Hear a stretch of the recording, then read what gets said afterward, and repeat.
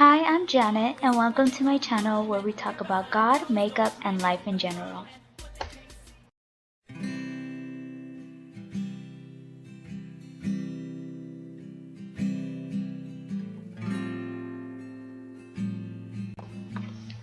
I am the youngest out of 3 girls.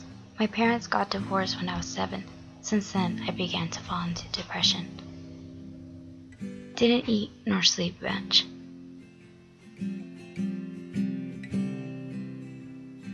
Age 10, had a mental breakdown in my elementary school bathroom. I didn't think it was serious, but they sent me to a psychiatrist's hospital for children. All I had were thoughts of suicide. In a couple of months, I was released from the hospital, was given medication for depression and therapy session once a week. I honestly don't remember how old I was when that ended.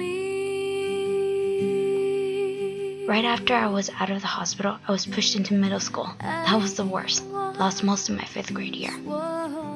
I was put in special ed, so of course I was picked on. Self-esteem was 0. I saw myself as useless and nothing, and that's how I perceived life, useless. I was emo, goth, punk, whatever there was, just to fit in, not to be invisible. Had a friend in 7th and 8th grade. We had something in common. Anorexia and being emos.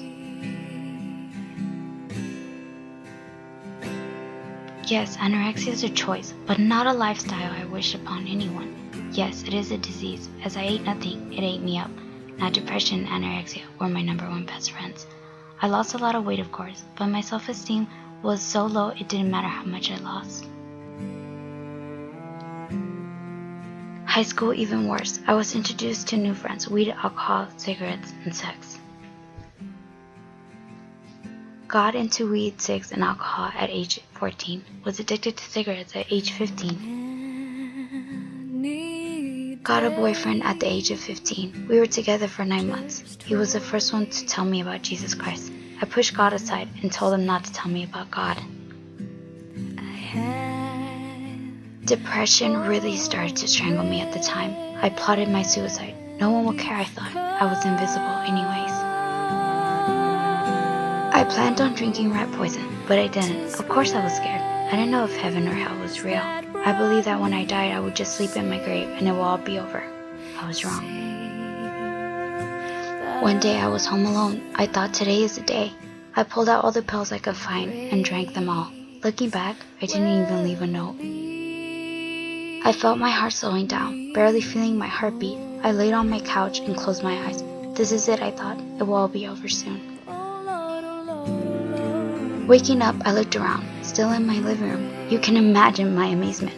I was pretty upset, and for the first time, I was on my knees. I cried and said, "Why am I still alive? Why can't you just let me die and be at peace? Why? If you're real, then change my life." Now that started the beginning of my life. Now dealing with depression, anorexia, and addiction to cigarettes, feeling left out, unloved, and just a total outcast was what I carried to church. That day, when they made the altar call, I accepted the Lord Jesus Christ into my heart. After that, I felt like just this wave of love covering me. I cried and cried. I felt like everything I kept within myself was broken and just being poured out to Him. After that, depression and addiction was gone. Then I realized love was all I was looking for.